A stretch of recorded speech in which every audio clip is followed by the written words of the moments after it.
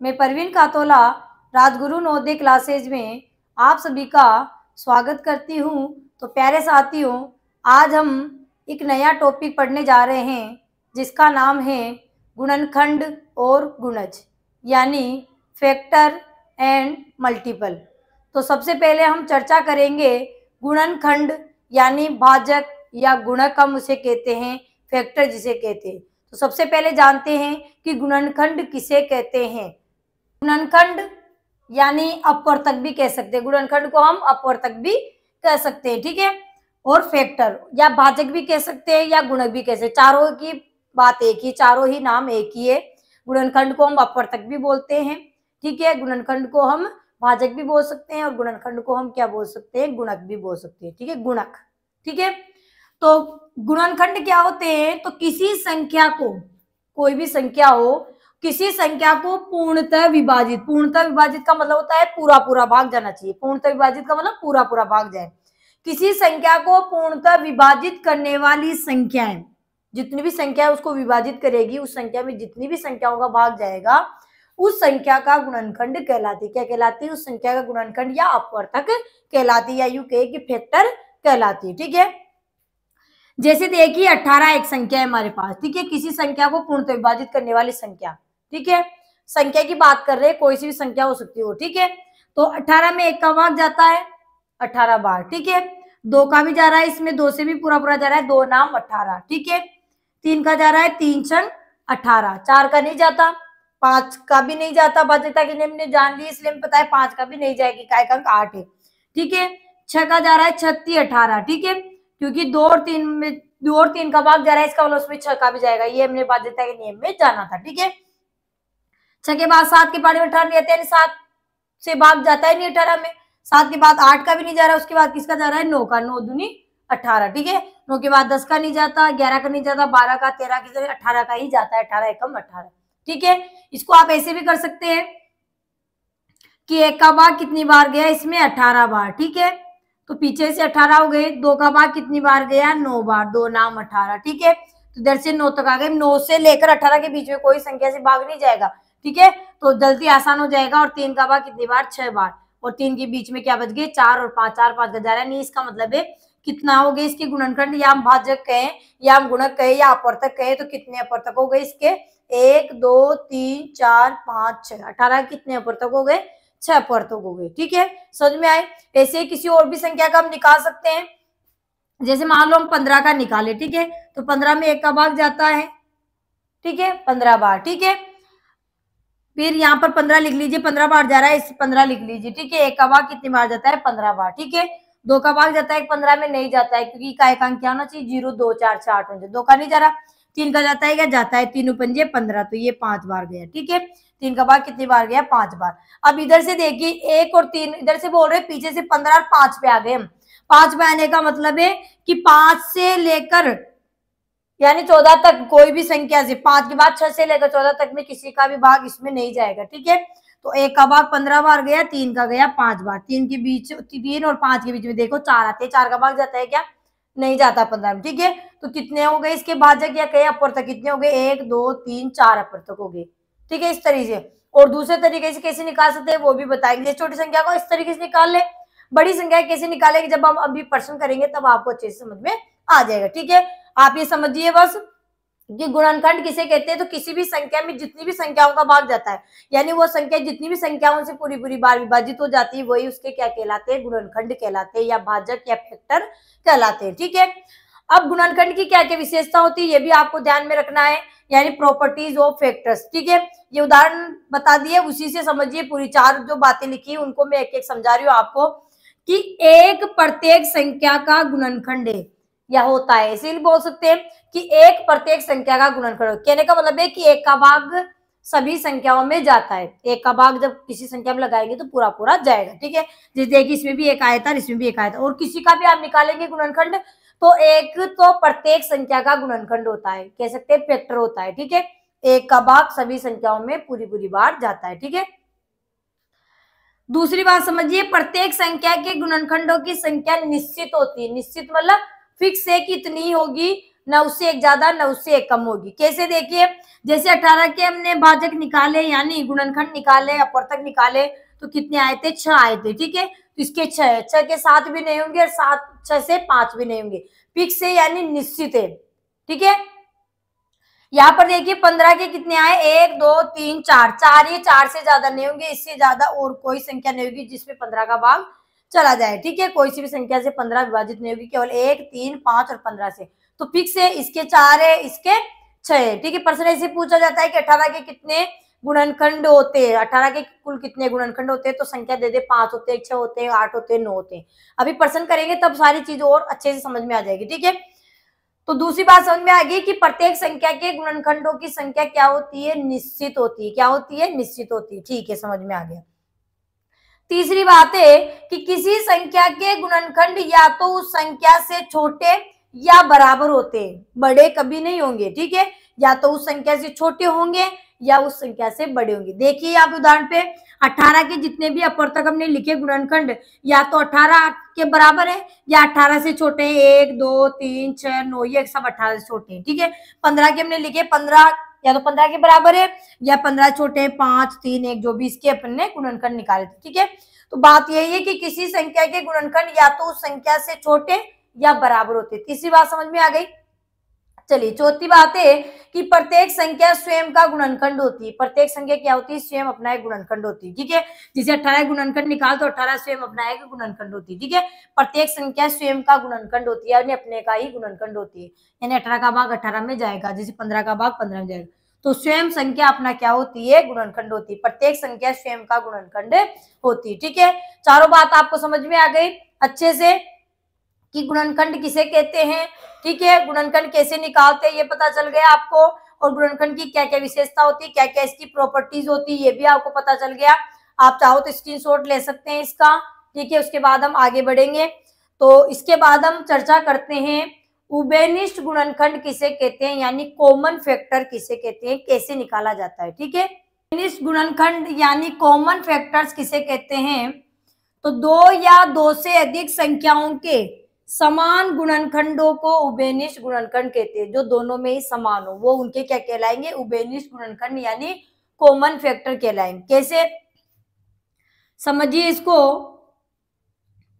जैसे देखिए हम 18 और 24 के गुणनखंड निकालते हैं। दो संख्याएं हमारी 2 हो सकती है, 2 से ज्यादा भी हो सकती है, 3 भी हो सकती है। ठीक है, 4 हो सकती है, 2 से ज्यादा हो सकती है। ठीक है, 2 या 2 से ज्यादा, 2 होनी चाहिए या 2 से ज्यादा होनी चाहिए। ठीक है, तो 18 और 24 के हम गुणनखंड निकालते हैं। ठीक है, गुणनखंड वैसे कि 18 में किस किस का भाग जाता है, किन किन संख्याओं से पूर्णतः विभाजित होती है। ठीक है, तो एक तो प्रत्येक संख्या गुणनखंड होता है, पता है। एक का भाग 18 में कितनी बार जा रहा है? 18 बार। ठीक है, ये 18 लिख दिया। एक का भाग कितनी बार गया? 18 बार। ठीक है, आगे पीछे से दोनों तरफ से चलता जाएगा हमारे। ठीक है, यानी 18 के गुणनखंड निकालने के लिए हमें 1 से लेकर 18 तक पहाड़े बोलने पड़ेंगे कि किस पहाड़े में 18 आएगा। सीधी सीधी ऐसे समझ लीजिए। ठीक है, 2 का भाग जाएगा 18 में जाएगा, 2 नाम 18 कितनी बार गया? 9 बार। तो 9 को लिख दिए इधर। ठीक है, तो 9 और ये जो 18 लिखा है ना, तो 9 के बाद में 10 से लेकर 17 तक इसमें किसी का भी भाग 18 में नहीं जाएगा। ठीक है, तो पीछे से भी होती आ रही है हमारी संख्या है। क्लियर, बारह बोलने के में आगे तक जरूरत नहीं पड़ेगी 18 तक, क्योंकि 18 में जाएगा और 18 से पहले 9 में जाएगा, उसके बाद में किसी से भी नहीं जाएगा। 9 के बाद में न 10 का जाएगा, न इसमें 11 का जाएगा, न 12 का, न 13 का, न 14 का, न 15 का, न 16 का, न 17 का, डायरेक्ट 18 का जाएगा। तो आगे से भी हो गई पीछे से, ताकि जल्दी से हमारा हो जाए, टाइम हमें नहीं लगेगा। ठीक है,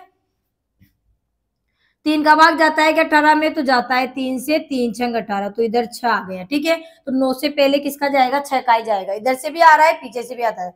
अब 3 के बाद में क्या 4 का भाग जाता है कि 18 में? नहीं जाता 4 का भाग। 4 के बाद कौन आता है? 5, 5 का नहीं जाता। 5 के बाद कौन आता है? 6, और 6 से तो इधर आएगी पीछे से, तो 6 से लेकर 18 तक में 6, 9 और 18 से ही भाग जाएगा। ठीक है, तो ये क्या हो गए? हमारे 18 के गुणनखंड हो गए। ठीक है, 18 के फैक्टर हो गए। ठीक है, 24 के निकाल, 24 में किसका भाग जाएगा? 1 का भाग जाएगा। एक तो प्रत्येक संख्या गुणनखंड होता है। ठीक है, 1 का भाग कितनी बार जाएगा? 24 बार जाएगा। 1 का भाग कितनी बार जाएगा? 24 बार। ठीक है, पीछे से और आगे से, यानी एक 24 के हम गुणनखंड निकालेंगे तो 1 से लेकर 24 तक हमें पहाड़े बोलने पड़ेंगे, और किस किस पहाड़े में आता है वो संख्या यहाँ लिखनी पड़ेगी। सीधी सी बात है। तो आगे पीछे से दोनों साथ करते जाते हैं तो फटाफट से हमारा हो जाएगा। ठीक है, तो देखिए 1 का भाग 24 बार गया, इधर हमने पीछे 24 लिख दिया। ठीक है, 2 का जा रहा है कि तो जाता है 2 का भाग कितनी बार जाएगा, 12 बार, तो इधर से 12। ठीक है, तो पीछे से हम 12 पे पहुंच गए, यानी 12 के बाद पारा बोलने की भी जरूरत नहीं पड़ेगी, क्योंकि 12 के बाद 13 का नहीं जाएगा, 14 का नहीं जाएगा, 15 का नहीं जाएगा, 16 का भी नहीं जाएगा, 17 का नहीं जाएगा, 18 का नहीं जाएगा, 19 का नहीं जाएगा, 20 का नहीं जाएगा, 21 का नहीं जाएगा, 22 का नहीं जाएगा, 23 का नहीं जाएगा, डायरेक्ट 24 का जाएगा। ठीक है, तो पीछे से भी होती जा रही है, इसलिए हमें 24 तक पारा बोलने की जरूरत नहीं पड़ेगी। ठीक है, चलिए 3 का जाता है क्या, तो 3 का जाता है 3 वाटे 24, कितनी बार, 8 बार, तो ये पीछे से 8 तक आ गए, आगे से 3 तक पहुंच गए, बोलते बोलते पीछे से हम 8 तक पे आ गए।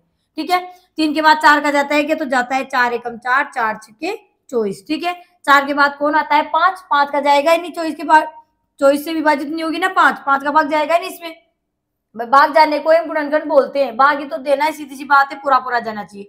5 के बाद 6 आता है, तो 6 से लेकर 24 तक तो इधर से बोल लिए गए। ठीक है, इनका कितनी बार गया था, वो हो गया। ठीक है, तो ये इसके क्या हो गए, 24 के गुणनखंड हो गए। ठीक है, हम बात कर रहे थे उभयनिष्ठ गुणनखंड की। ठीक है, यानी कॉमन फैक्टर, तो दोनों में कॉमन कौन है, तो देखिए एक इसमें भी है और एक इसमें भी है, 2 इसमें भी है और 2 का भाग 24 में भी जाता है। भाई 2 का 18 का 2 भी है गुणनखंड, 24 में भी 2 आए हैं, 2 24 का भी गुणनखंड है और 2 18 का भी गुणनखंड है। ठीक है, फिर 3 और इसमें भी 3, फिर 6 इसमें भी है और 6 इसमें भी है। ठीक है, इसके अलावा और कोई कॉमन नहीं दिख रहा, दोनों में ये 1 2 3 6, 1 2 3 6, ये दोनों किसके, 18 के भी गुणनखंड है ये और 24 के भी गुणनखंड है, दोनों में समान हो गए ना भाई, उसी को हम क्या बोलते हैं, उभयनिष्ठ बोलते हैं, यानी कॉमन फैक्टर बोलते हैं।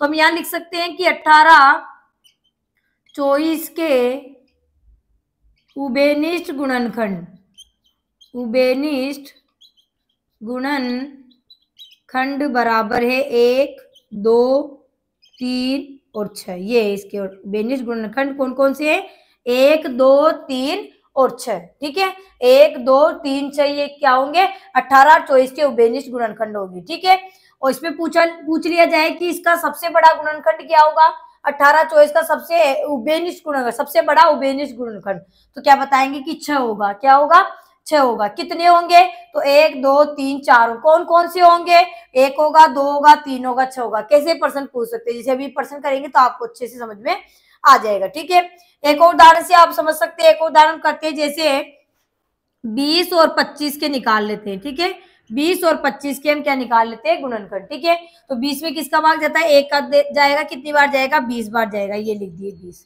ठीक है, आगे से भी होता जाएगा, पीछे से भी क्लियर होता जाएगा। ठीक है, 2 का हो जाता है, 2 का जाता है, 2 ढाई 20 होते हैं, तो इधर से आ गए हम 10 पे। ठीक है, 20 और 20 से पहले 10 से जाएगा और किसी से भाग नहीं जाएगा, इसके 10 से 20 के बीच में जितनी भी संख्या है उसमें 20 में भाग नहीं जाएगा, 20 उससे उनसे पूरी तरह विभाजित नहीं होगा। ठीक है, 3 का जाता है कि 3 का नहीं जाएगा। ठीक है, 4 का जाता है, 4 पंजे 20, तो 4 और ये कितनी बार, 5 बार, तो 4 5 से लेकर 20 तक तो इधर आ गए और 1 से 4 तक पहाड़ा हमने बोल दिया, हो गए 20 तक पहाड़े, तो ये इसके क्या हो गए, गुणनखंड हो गए 20 की। 25 की बात करते हैं तो 1 का जाएगा कितनी बार, 25 बार। ठीक है, 1 का भाग 25 में कितनी बार गया, 25 बार। ठीक है, 2 का जाता ही नहीं, इसमें 3 का नहीं जाएगा, अंकों का योग 7 है, 4 के पहाड़े में आएंगे नहीं। ठीक है, 4 के बाद 5 का जा रहा है, तो 5 का कितनी बार जाता है, 5 25, 5 बार जाता है, तो 2 बार 5 नहीं लिखेंगे, समान ही तो है, इसलिए एक बार ही हम क्या लिखेंगे, 5 लिख देंगे। ठीक है, तो इसके गुणनखंड क्या हो गए, 1 5 और 25।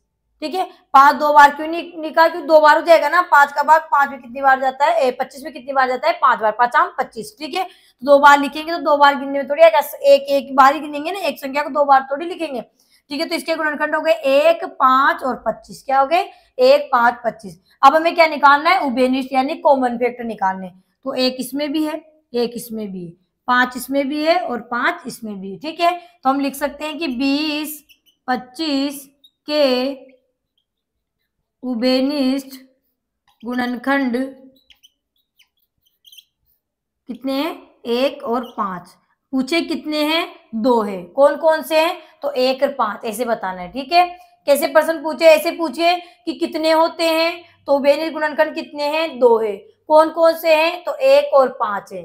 ठीक है, तो इस तरीके से समझना है। ठीक है, समझ में आ गया होगा आपको कि उभयनिष्ठ गुणनखंड यानी कॉमन फैक्टर किसे कहते हैं। ठीक है, तो जितनी भी संख्या दी होती पहले उनके गुणनखंड निकालने हैं, जो उनमें समान है उनको लिख देना है, वही उनके क्या होंगे, कॉमन फैक्टर यानी उभयनिष्ठ गुणनखंड होंगे। ठीक है, आगे हम बात करते हैं अभाज्य गुणनखंड यानी प्राइम फैक्टर किसे कहते हैं।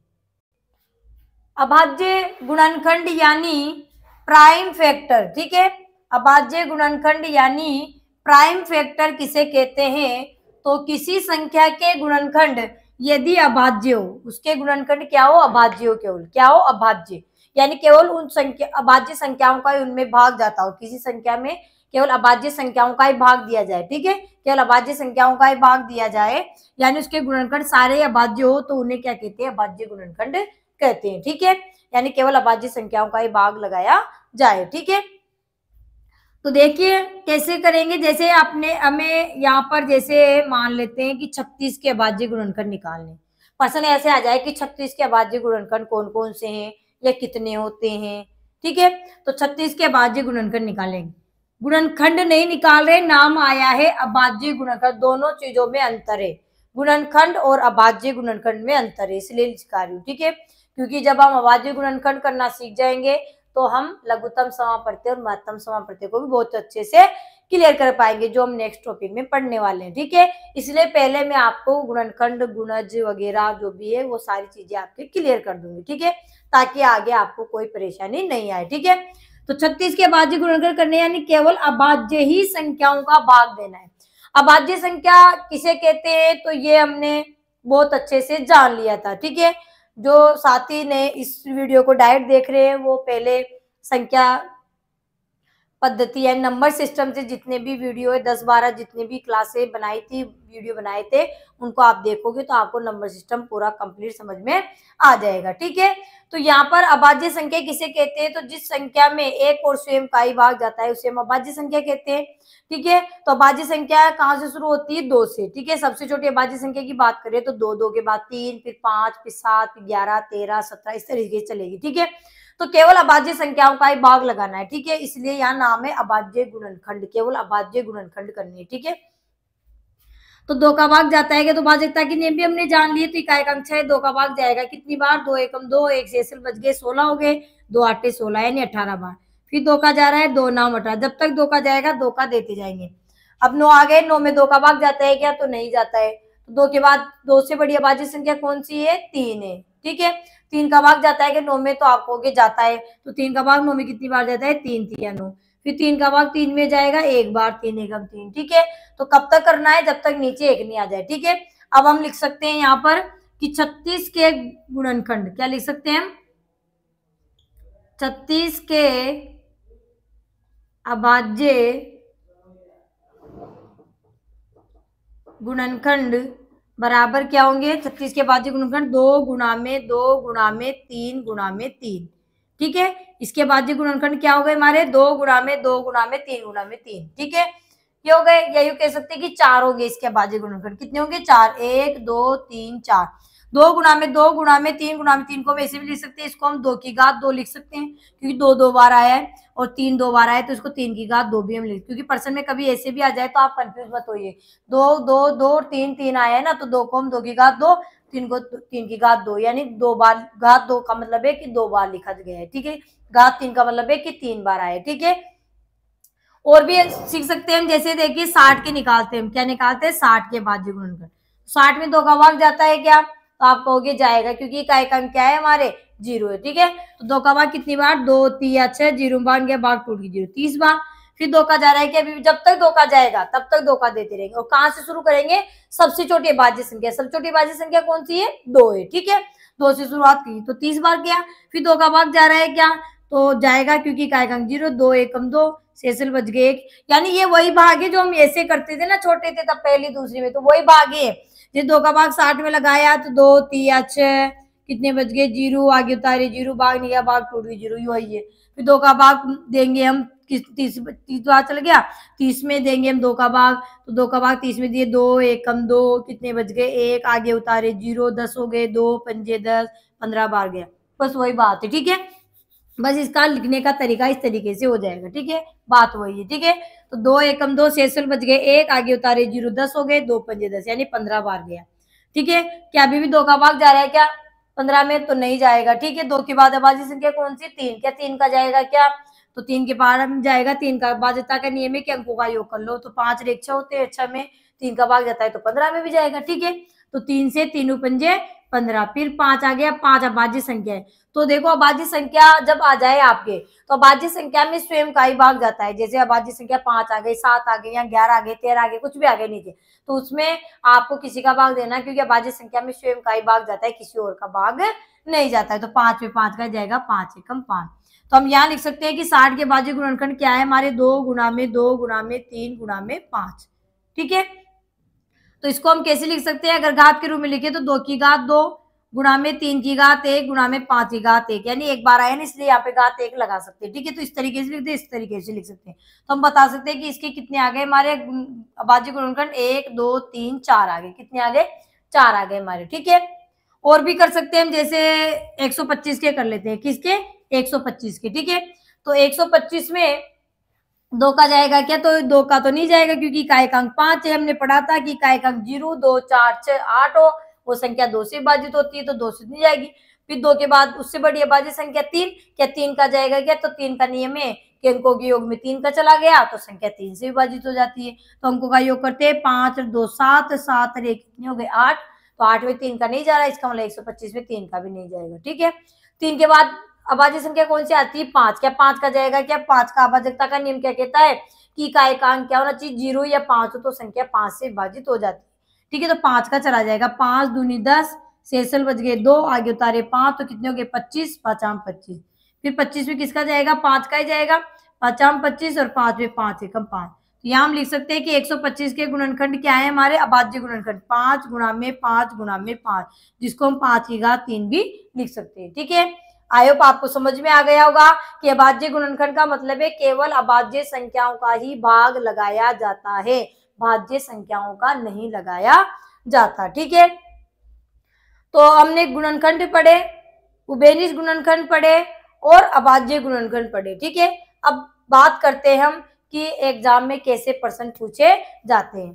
तो हमारा पहला प्रश्न है कि 8 के सभी गुणनखंड है, यानी 8 के गुणनखंड निकालने। यहाँ उभयनिष्ठ गुणनखंड नहीं आया, नहीं अभाज्य गुणनखंड आया है, 8 के सभी गुणनखंड बताने। ठीक है, गुणनखंड यानी फैक्टर यानी अपवर्तक। ठीक है, तो 8 में किस किस का भाग जाता है ये बताना है, सीधी सी बात है। ठीक है, 8 में किन किन संख्याओं का भाग जाता है उसे हम गुणनखंड बोलते हैं। तो 8 में 1 का जाता है। ठीक है, कितनी बार जाता है, 8 बार जाता है। ठीक है, 1 हो गया, 8 हो गया, क्योंकि 8 का हम गुणनखंड निकाले, इसका मतलब 1 से लेकर 8 तक पहाड़े में बोलना पड़ेगा, किस किस पहाड़े में 8 आता है वो हमें लिखना है, बस सीधी सी बात है। तो 1 का भाग 8 बार गया। ठीक है, 2 का जाता है कि जाता है 2 चौके 8। ठीक है, 2 हो गया, इधर से 4 हो गया, 4 के बीच में 5 6 7 का नहीं जाएगा, 8 का जाएगा, 4 8 का जाएगा, 1 और 2 इधर से आ गए, इधर से 8 और 4 आ गए। अब बीच में कौन बच गए, यहाँ पे 3, 3 का भाग जाता है नहीं है, तो 8 के गुणनखंड क्या आ गए हमारे, क्या आ गए हमारे 1 2 4 8, क्या आ गया 1 2 4 8, 4 ही इसके गुणनखंड होते हैं। ठीक है, बहुत सिंपल सा प्रश्न था पहला प्रश्न। ठीक है, तो क्या हो जाएगा हमारे बी, हमारा क्या हो जाएगा, सही जवाब हो जाएगा 1 2 4 8। ठीक है, नेक्स्ट प्रश्न है हमारा, अगला प्रश्न है कि 144 के अपवर्तकों की संख्या है। अपवर्तक मतलब गुणनखंडों की संख्या यानी फैक्टरों की संख्या बतानी। ठीक है, तो संख्या बतानी तो लिखने पड़ेंगे कि 144 में किन किन का भाग जाता है, तो इसके लिए हमें 1 से लेकर 144 तक के पहाड़ों पर चलना पड़ेगा। ठीक है, कि किन किन का इसमें भाग जाता है, तो काफी लंबा हो जाएगा। ठीक है, तो आपको भी मैंने बताया था आगे से भी चलते जाएंगे, पीछे से यानी एक का भाग कितनी बार जाएगा, तो दोनों तरफ से कवर हो जाएंगे, तो जल्दी हमारा हो जाएगा। ठीक है, तो 144 के हम करते हैं, तो 144 में 1 का भाग जाएगा। ठीक है, कितनी बार जाएगा, 144 बार जाएगा। ठीक है, इसको पीछे से भी लिख रहे हैं, आगे से भी लिख रहे हैं। ठीक है, ताकि हमें कम पहाड़ों में ही हमारा आंसर कंप्लीट हो जाए। ठीक है, चलिए 1 का भाग कितनी बार गया, 144 बार, तो 144 का कितनी बार जाएगा, 1 बार। ठीक है, तो दोनों हो गए इसके गुणनखंड। चलिए 2 का भाग जाएगा कि, तो जाएगा 2 का भाग कितनी बार, देखो 2 7 14, 2 दूनी 4, 72 बार। ठीक है, तो यहाँ 72 तक आ गए, पीछे से हम 144 से किधर आ गए, 72 तक आ गए, आगे से हम 1 और 2 का पहाड़ा बोले, इधर हम आ गए 72 और 144 से 72 तक आ गए।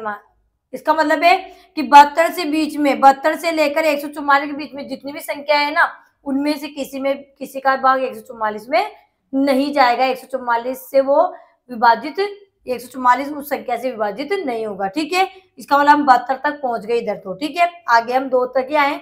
चलिए 3 का जाता है क्या, तो 3 अंकों के योग में चला जाए तो 3 का चला जाएगा, तो 4 4 8 1 9 यानी 3 का चला जाएगा। 3 का कितनी बार, 3 से 3 चौके 12, 2 बज गए 24 हो गए, 3 आटा 24, कितनी बार 48 बार। कितनी बार गया, 48 बार। ठीक है, 48 तक पहुंच गए अब हम। ठीक है, उसके बाद में 3 के बाद 4 का जाता है क्या, तो इकाई और दाई से बनी संख्या में 4 का जा रहा है, इसका मतलब 4 का तो जाएगा।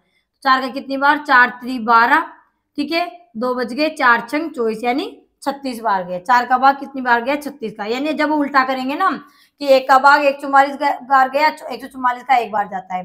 ठीक है, 2 का भाग 72 बार गया, 72 का इसमें 2 बार जाता है। ठीक है, 3 का भाग 50 बार गया, 50 का भाग इसमें 3 बार जाता है। ठीक है, 36, 4 का भाग 36 बार गया, 36 का भाग 144 में 4 बार जाता है। ठीक है, तो पीछे से भी आते जा रहे हैं, तो पीछे से हम कहाँ पहुंच गए, 36 तक। यानी हमें 144 से पाड़े बोलने की जरूरत नहीं पड़ेगी। ठीक है, क्या 5 का जाएगा, तो इकाई का 05 होना चाहिए, तो नहीं है, तो 5 का तो नहीं जाएगा। ठीक है, 5 के बाद क्या 6 का जाएगा क्या, तो बाध्यता का नियम कहता है कि अगर 2 और 3 का चला गया तो 6 का भी जाएगा, तो 2 और 3 का जा रहा है, इसका मतलब 6 का भी जाएगा।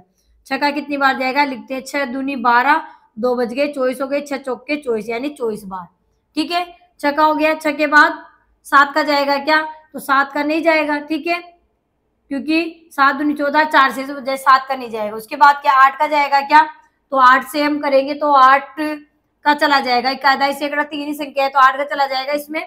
8 एकम 8 हो जाएंगे, 8 यहाँ लिख देते हैं पहले, 8 एकम 8, और यहाँ कितने बज गए हमारे 6, 64 हो गए, 8 64 यानी 18 बार। 18 का 8 बार, 18 144, और 8 को 18 से गुना करेंगे तो 144। ठीक है, तो कितनी बार गया, 18 बार। ठीक है, चलिए 8 का हो गया। क्या 9 का जाएगा क्या, तो 9 का नियम क्या कहता है कि अंकों के योग में 9 का चला गया तो संख्या में 9 का चला जाएगा। तो 4 4 8 1 9, 9 हो गए, अंकों के योग 9 में 9 का जा रहा है, इसका मतलब 144 में भी जाएगा। तो 9 का कितनी बार जाएगा, 9 यहाँ लिख दिए, 9 का कितनी बार जा रहा है, 9 एकम 9, कितने बज गए यहाँ पे 5।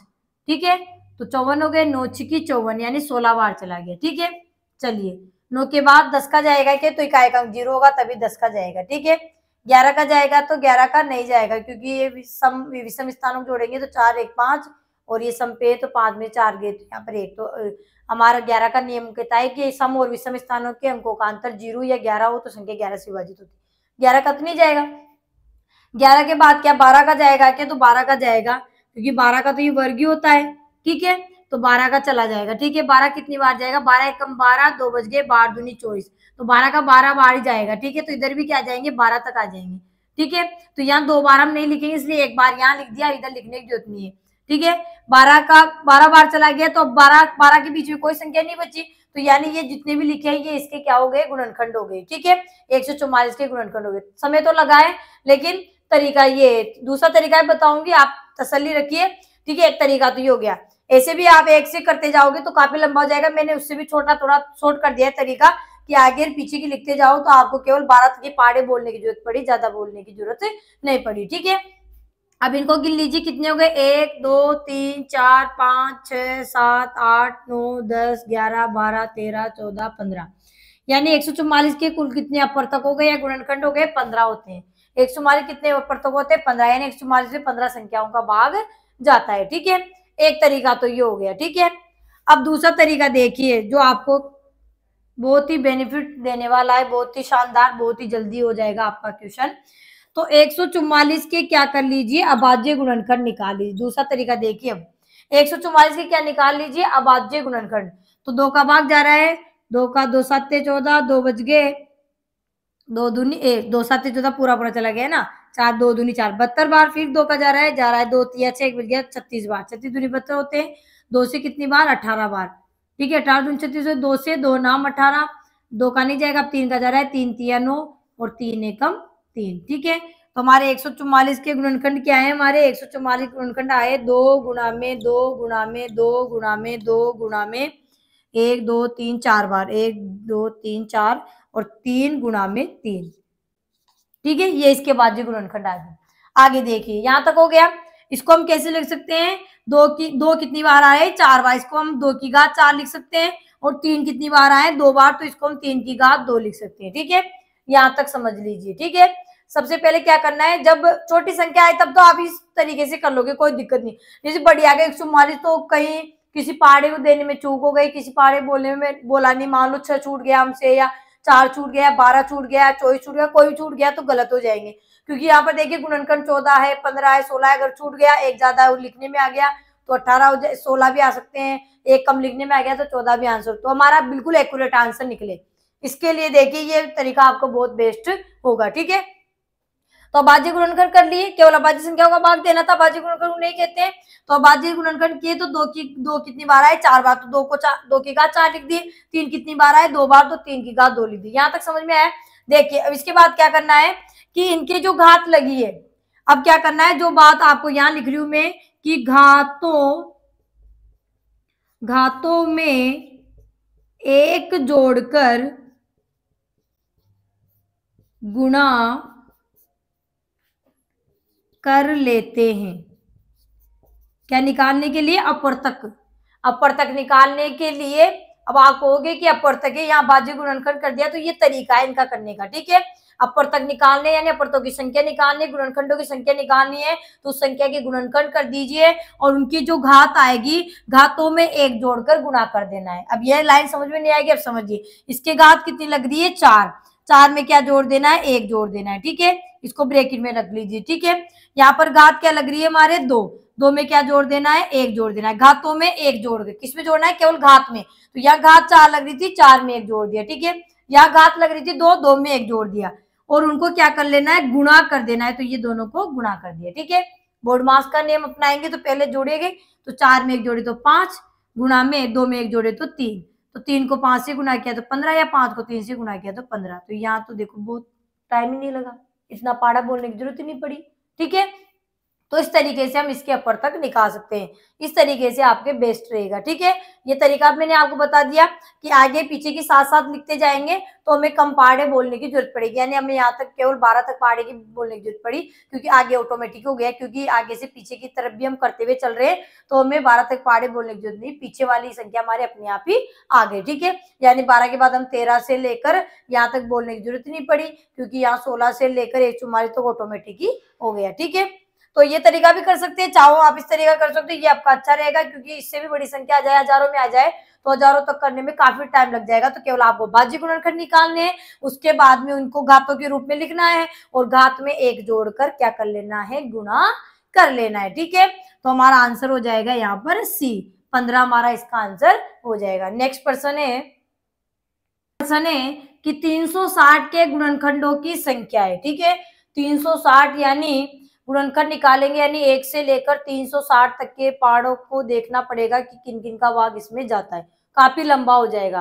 तो इसका जो अभी सेकंड तरीका जो बताया था अभाज्य गुणनखंड करके निकालने का, वो बहुत ही अच्छा तरीका होगा, यानी फटाफट से हमारा काम हो जाएगा। ठीक है, तो 360 के क्या कर लेंगे, सबसे पहले अभाज्य गुणनखंड निकाल लेना है। ठीक है, जब भी गुणनखंडों की बात आ जाए, अपवर्तकों की संख्या की बात आ जाए कि कितने होंगे, कौन कौन से होंगे, तब तो आपको निकालना पड़ेगा। ठीक है, लेकिन कितने होंगे तब आप अभाज्य गुणनखंड विधि से आराम से कर सकते हैं। ठीक है, तो 2 का भाग जाएगा क्या, तो जाएगा 2 एकम 2, 1 बच गया, 16 हो गए, 2 8 16, 0 भाग गया, भाग टूट गई 0, 2 से 2 नाम 18, 0 भाग गया, भाग टूट गई 0, फिर 2 का जा रहा है, 2 चौके 8, 1 बच गया, 2 पंजे 10, 2 का नहीं जा रहा, 3 का जा रहा है, 3 से 3 एकम 3, 1 बच गया, 3 पंजे 15, फिर 3 से 3 पंजे 15, 5 5 का जाएगा, 5 एकम 5। तो 360 के अभाज्य गुणनखंड के आ गए हमारे 2 गुणा में 2 गुणा में 2 गुणा में 3 गुणा में 3 गुणा में 5। ठीक है, समझ में आया यहाँ तक, अभाज्य गुणनखंड कर लेने। उसके बाद क्या करना है, इनको घातों के रूप में लिखना है। तो 2 कितनी बार आया है, 1 2 और 3 बार आया है, तो इसको क्या लिख देंगे, 2 की घात 3, और 3 कितनी बार आया है हमारे, 2 बार, तो 3 की घात 2, 5 कितनी बार आया, केवल 1 बार, तो 5 की घात 1। अब अगला काम क्या करना है, अभाज्य गुणनखंड निकाल लिए, घातों के रूप में लिख दिए, अब घातों में एक एक जोड़कर क्या कर लेना है, उनको सबको गुणा कर देना है। ठीक है, गुणा का निशान है, उनको गुणा कर देना। ठीक है, इसकी घात कितनी है, 3 है, तो 3 + 1 ब्रैकेट गुणा में, इस 3 की घात कितनी है, 2, तो 2 में 1 जोड़ देना है, गुणा में प्लस, गुणा में यहाँ घात क्या है, 1, तो 1 + 1। ठीक है, जितनी भी घातें थी उन घातों में क्या जोड़ देना है, एक एक जोड़ देना। जैसे यहाँ 3 घात थी, 1 जोड़ दिया, यहाँ पे 2 घात थी, 1 जोड़ दिया, यहाँ पर 1 घात थी, 1 जोड़ दिया। ठीक है, और उन सबको क्या कर लेना है, गुणा। तो पहले ब्रैकेट करते, 3 में 1 जोड़े तो 4, गुणा में 2 में 1 जोड़े तो 3, गुणा में 1 में 1 जोड़े तो कितने हो गए, 2, तो 4 को 3 से गुणा किया, 4 3 12, 12 को 2 से गुणा किया तो 12 दूनी 24, यानी हमें ज्यादा झंझट करने की जरूरत ही नहीं पड़ी। ठीक है, तो 360 के गुणनखंड कहे या अपवर्तक कहे या फैक्टर्स कहे तो कितने होंगे, 24 होंगे। कितने होंगे, 24। तो डी हमारा क्या हो जाएगा, सही जवाब हो जाएगा।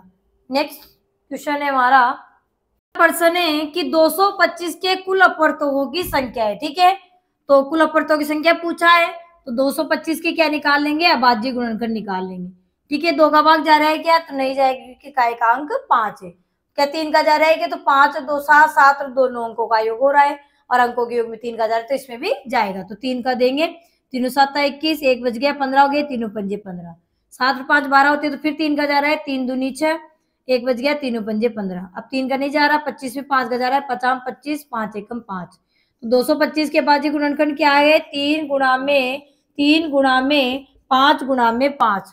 तो घात के रूप में लिखेंगे तो 3 की घात 2 गुणा में 5 की घात 2। ठीक है, अब क्या करना है, घातों में 1 जोड़कर गुणा कर देना है। तो इसकी घात आई है 2, 3 की घात 2 आई, तो घात में 1 जोड़ देना है। ठीक है, 5 की घात कितनी आई है, 2, तो घात में क्या जोड़ देना है, 1 जोड़ देना है और फिर क्या कर लेना है, उनको गुणा कर देना है। ठीक है, तो 2 में 1 जोड़े तो कितने हो गए, 3, गुणा में 2 में 1 जोड़े तो 3, तो 3 तिया कितने हो गए, 9 हो गए। ठीक है, तो 225 के कुल अपवर्तकों की संख्या कितनी हो गई, 9 हो गई। ठीक है, तो बी हमारा क्या हो जाएगा, सही जवाब हो जाएगा। नेक्स्ट प्रश्न है कि 12 और 16 में उभयनिष्ठ गुणनखंड है। उभयनिष्ठ यानी कॉमन गुणनखंड कौन से, ये बताना है। ठीक है, तो 12 के गुणनखंड निकालते हैं और 16 के निकाल लेते हैं। ठीक है, अब यहाँ लिखने पड़ेंगे ना, क्योंकि संख्या नहीं पूछी यहाँ पर कौन से, ये बताना है। ठीक है, तो 12 की करते हैं, तो 12 में 1 का जाता है, कितनी बार जाता है, 12 बार। ठीक है, 12 हो गया। 2 का भाग 12 में कितनी बार, 6 बार, 2 छिकी 12, 3 का कितनी बार, 3 चौक 12। ठीक है, और 3 और 4 के बीच में कुछ नहीं बचा, तो आगे से तो 1 2 3 तक बोले, इधर पीछे से क्या गया, 12 6 4। तो यहाँ दोनों जब बीच में देखते हैं तो 3 और 4 के बीच में कोई नहीं है, तो इसके हमारे गुणनखंड क्या गए, 1 2 3 4 6 और 12। ठीक है, 16 करते, 16 में 1 का भाग जाता है कितनी बार, 16 बार। ठीक है, 2 का जाता है 2 8 16। ठीक है, 3 का नहीं जाता, 4 का जाता है 4 चौक 16। तो 4 4 2 बार नहीं लिखेंगे, इसलिए 1 बार ही लिखेंगे। ठीक है, और 4 4 के बीच में कोई संख्या नहीं आएगी, तो इधर से तो आगे से तो 4 तक पढ़ा बोले और पीछे से आगे हमारे 16 और 8 तक, 8 के पहले 4 आए ना, तो 4 2 बार नहीं लिखा। ठीक है, तो पीछे से भी हो गया, आगे से भी हो गए हमारे। ठीक है, तो दोनों तरफ से हो गया, तो कोई दिक्कत आई नहीं, फटाफट से हमें 2 या 3 पहाड़े बोलने की जरूरत पड़ी और फटाफट से हमारे गुणनखंड निकलने में आ गए। ठीक है, पीछे इसलिए लिखते साथ साथ ताकि हम बता रहे कि 1 का भाग 16 बार जा रहा है। ठीक है, और 2 का भाग 8 बार जा रहा है, इसका मतलब 8 और 16 के बीच में कोई सी भी संख्या 16 से भाग नहीं जाएगी, 16 का गुणनखंड नहीं होगा। ठीक है, फिर 4 का भाग 4 बार गया, तो यहाँ नहीं 4 यहाँ पे लिख देंगे, तो 4 के बाद 5 6 7 किसी का नहीं जाएगा, तो 4 2 बार नहीं कि 1 बार ही लिख देंगे। ठीक है, तो ये इनके गुणनखंड हो गए। ठीक है, इसके तो हो गए 6, इसके हो गए 5। ठीक है, हमें निकालना था उभयनिष्ठ यानी कॉमन, तो 1 इसमें भी है, 1 इसमें भी है, 2 इसमें भी है, 2 इसमें भी है, 4 इसमें भी है, 4 इसमें भी है। ठीक है, तो 12 और 16 के उभयनिष्ठ गुणनखंड क्या हो गए हमारे, 1 2 और 4। यही तो पूछा है हमसे कि 12 और 16 में उभयनिष्ठ गुणनखंड कौन से है, तो 1 है, 2 है और 4 है, तो सी हमारा क्या हो जाएगा, सही जवाब हो जाएगा। नेक्स्ट प्रश्न है, अगला प्रश्न है कि 10 और 21 के उभयनिष्ठ गुणनखंड है। 10 और 21 के, तो 10 के गुणनखंड लिखेंगे, 10 में 1 का जा रहा है कितनी बार, 10 बार। ठीक है, 2 का जा रहा है 2 पंजे 10। ठीक है, इधर से 5 10 आ गए, इधर से 1 2 तक पहुंच गए। ठीक है, 2 के बाद 2 और 5 के बीच में देखिए, 3 का नहीं जाता है, 4 का नहीं जाता है। ठीक है, 5 आ गए, 5 से लेकर 10 तक तो इधर हो ही गए, 5 के बाद में 6 7 8 9 का नहीं जाए, डायरेक्ट 10 का जाएगा, तो ये तो हो गए हमारे 10 के गुणनखंड। 21 के लिखते हैं, तो 21 में 1 का जाता है कितनी बार, 21 बार। 2 का नहीं जाता, 3 का जा रहा है, 3 7 21, तो इधर 7 तक आ गए। अब 3 और 7 के बीच में देखिए 4 है, 4 का नहीं जाता, 5 का नहीं जाता, 6 का नहीं जाता, 7 का जाता है, 7 के बाद 8 9 10 11 12 किसी का नहीं जाए, डायरेक्ट 21 का जाएगा। ठीक है, तो ये हो गए हमारे 21 के गुणनखंड। ठीक है, क्या पूछा है, उभयनिष्ठ गुणनखंड है ना, संख्या पूछी उभयनिष्ठ गुणनखंड। ठीक है, तो यहाँ उभयनिष्ठ गुणनखंड है हमारे 10 और 21 का, 10 और 21 का उभयनिष्ठ गुण, इसमें 1 है, इसमें भी 1 है, यानी 1 ही है। संख्या पूछे तो भी 1 है, और ऐसे पूछे कि कौन सा है तो भी 1 ही है। ठीक है ना, उभयनिष्ठ गुणनखंड पूछा है कि 10 और 21 के उभयनिष्ठ गुणनखंड है, तो क्या है, 1 है केवल। ठीक है, कितने गुणनखंड है, केवल 1 ही है। ठीक है, अगर 2 आते तो संख्या लिखते कि 2 है, 3 आते तो 3, तो केवल 1 ही आया, इसमें भी 1 है, इसमें और कोई नहीं है, तो 1 ही है। ठीक है, तो यहाँ पर क्या हो जाएगा, ए हमारा क्या हो जाएगा, सही जवाब हो जाएगा। 10 और 21 के उभयनिष्ठ गुणनखंड है 1। ठीक है, 200 अगला प्रश्न है 240 के अभाज्य गुणनखंड कितने, संख्या बतानी है 240 के कितने अभाज्य गुणनखंड है। ठीक है, तो 240 के हम इधर निकाल लेते हैं 240 के। ठीक है, अभाज्य का ही देना है, अभाज्य लिखा है इसलिए केवल अभाज्य संख्याओं का ही भाग लगाएंगे। तो 2 का जा रहा है 2 एकम 2, 2 दूनी 4, भाग टूट गई 0। 2 से 2 छकी 12, 0 बन गया, भाग टूट गई 0, यानी 60 बार। 2 से फिर 2 तिया 6, 0, भाग टूट गई 0 30 बार। फिर 2 से 2 एकम 2, 1 बच गया 10, 2 पंजे 10 15 बार। फिर 3 से 3 पंजे 15, 5 से 5 एकम 5। तो कितने हो गए अभाज्य गुणनखंड, 1 2 3 4 5 6। संख्याएं तो पूछी कौन कौन से हो, ये नहीं पूछा है, केवल संख्या पूछी कि 240 के गुणनखंड कितने हैं, कौन से अभाज्य गुणनखंड। ठीक है, तो कितने 6, 1 2 3 4 5 6 अभाज्य गुणनखंड। ठीक है, तो यहाँ क्या जाएगा, डी हमारा क्या हो जाएगा, सही जवाब हो जाएगा। नेक्स्ट प्रश्न है हमारा, अगला प्रश्न है कि 500 के अभाज्य गुणनखंड है। ठीक है, अभाज्य गुणनखंड निकालने हैं तो हम 500 के अभाज्य गुणनखंड निकालते हैं। ठीक है, तो 500 में 2 का जा रहा है, 2 दूनी 4, 1 बच गया 10 हो गए, 2 पंजे 10, भाग टूट गई 0, 250 बार।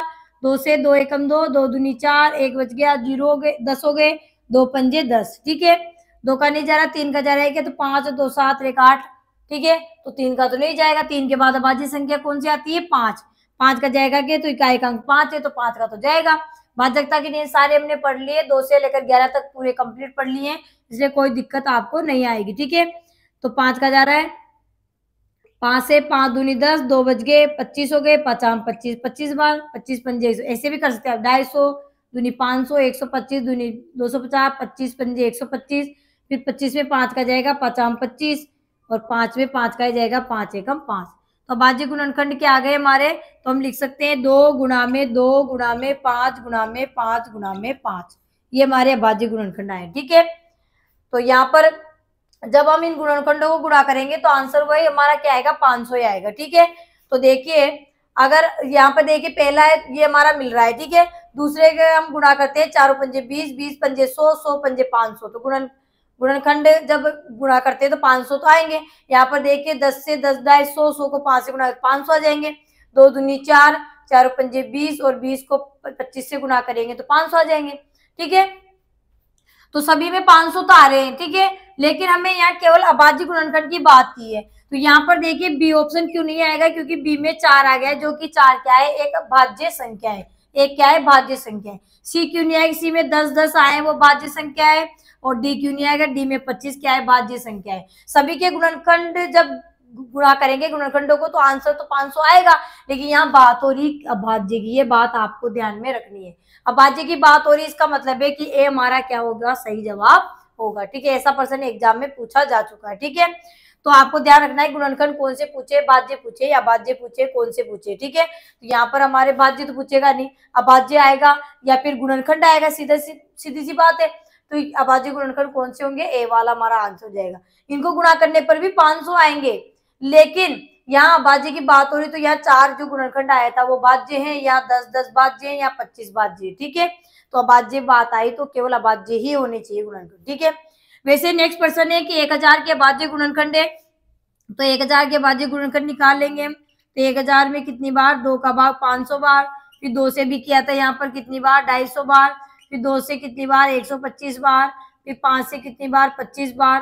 फिर 5 से 5 25, 5 से 1 बार। तो गुणनखंड आ गए 2 गुणा में 2 गुणा में 2 गुणा में 5 गुणा में 5 गुणा में 5। ठीक है, ये इसके अभाज्य गुणनखंड आ गए। ठीक है, तो देखिए हमारे 2 गुणा में 2 गुणा में 2 ये आ जाएगा। ठीक है, ये क्यों नहीं आएगा, क्योंकि इसमें 8 के आ गए हमारे भाज्य आ गए, इसमें 10 10 भाज्य हैं, गुणा करने पर तो इनका आंसर क्या आएगा, हमारे 1000 आएगा, लेकिन ये भाज्य है।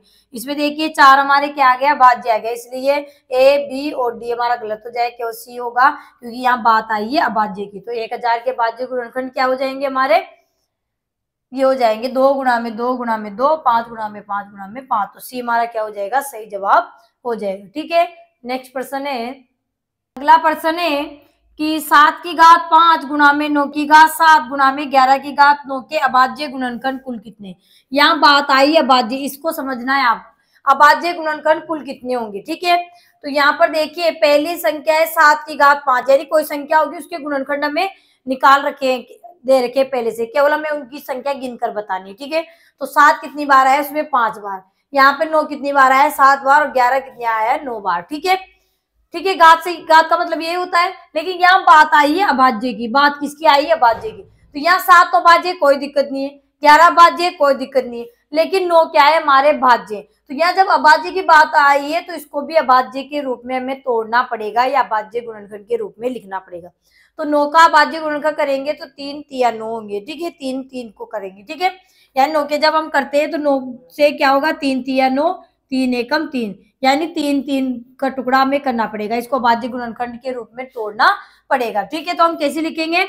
7 की घात 5 गुणा में 3 की घात 7 गुणा में 3 की घात 7, ठीक है। 9 इसलिए लिखा भाई, 3 को हम कैसे लिख सकते हैं? 3 गुणा में 3। जैसे अगर हम ब्रैकेट में भी लिखना चाहे ना तो 9 को हम कैसे लिख सकते हैं? 3 गुणा में 3 और ब्रैकेट के बाहर क्या आ जाएगा? घात 7 आ जाएगी, या समझिए, ठीक है, घात 7 आ जाएगी। इसका मतलब है घात 3 के भी लगी है, इसके भी 3 के भी लगी है, ठीक है। तो यहाँ हमने अलग अलग लिख दिया, 3 की घात 7, 3 की घात 7, यानी इसको हमने क्या कर दिया? टुकड़ों में बांट दिया, किसमें? अभाज्य गुणनखंड के रूप में, ठीक है। क्योंकि 9 क्या था? यहाँ भाज्य था, यहाँ बात हो रही है अभाज्य गुणनखंड कुल कितने, ठीक है।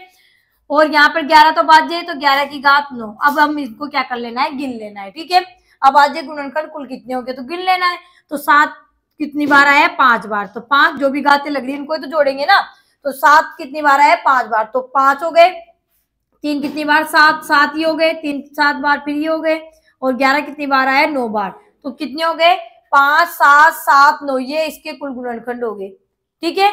जो भी कोई संख्या थी उनके गुणनखंड हमें पहले से निकाल रखे हैं भाज्य, ठीक है। लेकिन यहाँ 9 भाज्य में नहीं था, इसको गुणा करके भाज्य के रूप में दिया था तो हमने टुकड़े में बांट लिया। अब उनको गिनना है कि इसके अभाज्य कुल कितने होंगे, अभाज्य गुणनखंड कुल कितने होंगे, ठीक है। तो हमने गिन लिया, 7 कितनी बार आया? 5 बार, तो 5 तो ये हो गए, 7 ही हो गए, 3 7 ही हो गए, 9 ही हो गए। तो जोड़ लेते हैं, 5 7 12, 12 7 19 और 19 और 8 कितने हो जाएंगे? 28, ठीक है। तो कितने हो गए? 28 हो गए, ठीक है। अगर यहाँ जोड़ लोगे तो फिर गलत हो जाएगा, यानी 5 और 7 कर लोगे, 9 कर लोगे तो फिर गलत हो जाएगा, ठीक है। क्योंकि यहाँ भी ध्यान देना है नीचे कि घात किसके लगी है? 9 की, जो कि क्या है? भाज्य, तो उसको अभाज्य के रूप में तोड़ना पड़ेगा, ठीक है। तो कितने हो जाएंगे? अभाज्य गुणनखंड कुल कितने हो जाएंगे? 28 हो जाएंगे। तो बी हमारा क्या हो जाएगा? सही जवाब हो जाएगा, ठीक है। नेक्स्ट प्रश्न देखिए, 17 की घात 14 गुणा में 15 की घात 12 गुणा में 14 की घात 18 में कुल कितने अभाज्य गुणनखंड है? अभाज्य की बात हो रही है तो यहाँ पर ये तो भाज्य, कोई दिक्कत नहीं, लेकिन 15 और 14 क्या है? हमारे भाज्य है, ठीक है। अभाज्य नहीं है तो इनको अभाज्य के रूप में तोड़ना पड़ेगा। तो 15 को हम कैसे तोड़ेंगे? अभाज्य गुणनखंड करेंगे हम 15 के, तो देख लीजिए यहाँ पे 15 के करेंगे तो 3 पंजे 15, 5 एकम 5, यानी 3 और 5 के रूप में टूटेगा। 14 के करेंगे तो 14 देखिए 2 7 14, 7 एकम 7, यानी 2 और 7 के रूप में टूटेगा, ठीक है। तो यहाँ देखिए 17 की घात 14 था गुणा में 15 की घात 12 था और 14 की घात 18 था, ठीक है। तो 17 की घात 14 ये तो ऐसे कैसे रहेंगे? अब 15 की घात 12, इसका मतलब ये 3 गुणा में 5 लिखेंगे। अब इसके भी घात 12 लगाएंगे, इसके भी घात 12 लगाएंगे। गुणा में 14 की घात कितनी? 18, तो इसको हम 2 गुणा में 7 लिखेंगे, तो 2 की घात 18 और 7 की घात भी 18 लिखेंगे, ठीक है। अब ये कंप्लीट अभाज्य गुणनखंड के रूप में टुकड़ों में टूट गया है और इनकी घात ये आ रही है। इनको घात तो कोई तो गिनना है कि कितने अभाज्य गुणनखंड है इसमें, ठीक है। तो गिनेंगे तो 14 प्लस 12 प्लस 12 प्लस 18 प्लस 18, ठीक है। तो जोड़ लेते 8 8 16, 16 8 2 18, 18 8 2 20, 20 और 4 24, ठीक है। हासिल के 2 1 2 3 4 5, 5 और 2 7, यानी 74। कितने हो गए? कुल 74, ठीक है। तो इस संख्या जो भी दिए हुए थे गुणनखंड, तो उनके कुल कितने अभाज्य गुणनखंड हुए? तो 74 हो गए। कितने हो गए? 74 हो गए, ठीक है। तो ए हमारा क्या हो जाएगा? सही जवाब हो जाएगा 74, ठीक है। नेक्स्ट प्रश्न है हमारा, अगला प्रश्न है हमारा कि निम्न में से किस संख्या के अपवर्तकों की संख्या न्यूनतम है? न्यूनतम यानी 4 संख्या दी हुई है, इन संख्याओं में जो अपवर्तक होंगे यानी गुणनखंड होंगे उनमें किनकी संख्या न्यूनतम है यानी कम है? सबसे कम किसके अपवर्तक है? सीधी सी बात, न्यूनतम यानी सबसे कम, ठीक है। तो अपवर्तक निकालेंगे तो अभी अलग अलग भाग देकर इस तरीके से निकालेंगे तो हमारे क्या हो जाएगा? काफी लंबा हो जाएगा। तो हम अभाज्य गुणनखंड विधि द्वारा इसको निकालेंगे। तो पहले हम 88 की निकालते हैं, अभाज्य गुणनखंड करते हैं। तो 88 में 2 का जा रहा है, 2 चौके 8, 2 चौके 8, 22 का 2 का जा रहा है, फिर 2 दूनी 4, 2 4 22 बार, फिर 2 का जा रहा है 11 बार, 11 में 11 का 1 बार, ठीक है। तो 2 के आ गए हमारे, देखिए 2 गुणा में 2 गुणा में 2 गुणा में 11, इसको हम क्या लिख सकते हैं, 2 की घात 3 गुणा में 11 की घात 1। ठीक है, अब क्या करते हैं, हम अपर्तों की संख्या निकालने की क्या करते हैं, घातों में 1 जोड़ देते हैं। तो यहाँ 3 में 1 जोड़ देंगे और 1 में 1 जोड़ देंगे और उनको क्या कर लेते हैं, गुणा कर लेते हैं। ठीक है, 3 में 1 जोड़े तो कितने हो गए, 4, गुणा में 1 जोड़े तो कितने हो गए, 2। तो 4 दूनी 8, यानी 88 की अपर्तों की संख्या तो कितनी आ गई, 8 आ गई। 88 की अपर्तों की संख्या कितनी आ गई, 8 आ गई। ठीक है, नेक्स्ट 91 की निकाल लेते हैं। तो 91 के बाद गुणनखंड निकालते हैं तो 2 का तो नहीं जा रहा, 3 का जा रहा है कि तो अंकों का योग कर लेते हैं। 9 और 1 10, तो 10 में 3 का नहीं जाता है तो 3 का भी नहीं जा रहा। 3 के बाद अभाज्य संख्या 5 आती है, इकाई का अंक 1 है तो 5 का भी नहीं जाएगा। 5 के बाद अभाज्य संख्या 7, तो 7 का जाता है क्या, तो 7 का चला जाएगा, 7 एकम 7, 2 बज गए 21 हो गए, 7 21 13 बार, 13 बाज्य आ गए तो 13 में 13 का ही जाता है, 13 एकम 13। ठीक है, तो इसके बाद गुणनखंड आ गए 7 गुणा में 13, घात के रूप में लिखते हैं तो 7 की घात 1 और 13 की घात 1। तो कैसे निकालते हैं, हम घातों में 1 जोड़ देते हैं। तो घात 1 में 1 जोड़ दिया और इसमें भी घात 1 थी, 1 में 1 जोड़ दिया और उनको क्या कर देते हैं, गुणा। 1 में 1 जोड़े तो 2 और 1 में 1 जोड़े तो 2, तो 2 को 2 से गुणा किया तो 4। तो 91 के अपर्तों की संख्या कितनी आ गई, हमारे 4 आ गए। ठीक है, नेक्स्ट है 96। तो 96 के करते हैं अभाज्य गुणनखंड, तो 2 का जा रहा है, 2 चौके 8, 1 बज गया 16 हो गए, 2 8 16 24 बार, 2 से 2 दूनी 4, 2 चौका 8 24 बार, 2 से 2 एकम 2 12 बार, 2 से 6 बार, 2 से 3 बार और 3 एकम 3। ठीक है, तो इसके गुणनखंड आ गए हमारे 2 गुणा में 2 गुणा में 2 गुणा में 2 गुणा में 2, 1 2 3 4 5 बार, 1 2 3 4 5 और गुणा में 3। तो घात के रूप में लिखेंगे तो 2 की घात 5 गुणा में 3 की घात 1। तो घातों में 1 जोड़ देंगे, इसकी घात आई है 5, 5 में जोड़ दिए 1, इसकी घात आई है 1, 1 में 1 जोड़ दिए और उनको क्या कर लेंगे, गुणा। तो 5 में 1 जोड़े तो कितने हो गए, 6, गुणा में 1 में 1 जोड़े तो 2, तो 6 दूनी कितने हो गए, 12। तो 96 के अपर्तक कितने आ गए, हमारे 12 आ गए। ठीक है, 99 का करते हैं। 99 में 2 का तो नहीं जाएगा, 3 का जाता है तो 9 9 18 होते, 3 का चला जाएगा, 3 तिया 9, 3 तिया 9, फिर 3 का जाएगा, 3 एकम 3, 3 एकम 3 और 11 में 1 बार। ठीक है, तो यहाँ पर आ गए हमारे 3 की घात 2 और गुणा में 11 की घात 1। ठीक है भाई, 3 को 2 बार लिख दिए, तो यहाँ पर 2 + 1 घात हो गई और यहाँ पर 1 + 1 हो गई, यानी घात में क्या कर देते हैं, 1 जोड़ देते हैं और उनको क्या कर लेते हैं, गुणा कर लेते हैं। ठीक है, तो 2 में 1 जोड़े तो कितने हो गए, 3 और गुणा में 1 में 1 जोड़े तो 2, तो कितने हो गए, 3 दूनी 6। ठीक है, तो यह सभी के अपर्तक आपके सामने है। ठीक है, 88 के अपर्तक है 8, 91 के हैं 4, 96 के हैं 12 और 99 के हैं 6। तो यह पूछा है न्यूनतम, अधिकतम पूछता तो सबसे ज्यादा किसके हैं, तो किसके होते हैं, 96 के होते हैं। ठीक है, यहाँ पूछा है न्यूनतम है सबसे कम किसके हैं, तो 91 के अपर्तक आए केवल 4। अब 91 में केवल 4 संख्या का भाग जाएगा, तो बी हमारा क्या हो जाएगा, सही जवाब हो जाएगा। ठीक है, तो प्यारे साथियों, आज हमने गुणनखंड और गुणज यानी फैक्टर एंड मल्टीपल्स की बात की है। तो इसमें हमने आज जाना है कि गुणनखंड किसे कहते हैं, उभयनिष्ठ गुणनखंड किसे कहते हैं, और साथ ही साथ ये भी जाना है कि अभाज्य गुणनखंड किसे कहते हैं, ये भी जाना है। तो उनसे संबंधित प्रश्नों को भी हमने हल किया है। तो अगर वीडियो आपको पसंद आए तो वीडियो को लाइक करें, चैनल को सब्सक्राइब करें। तब तक के लिए धन्यवाद। जय हिंद, जय भारत। मिलेंगे नेक्स्ट वीडियो।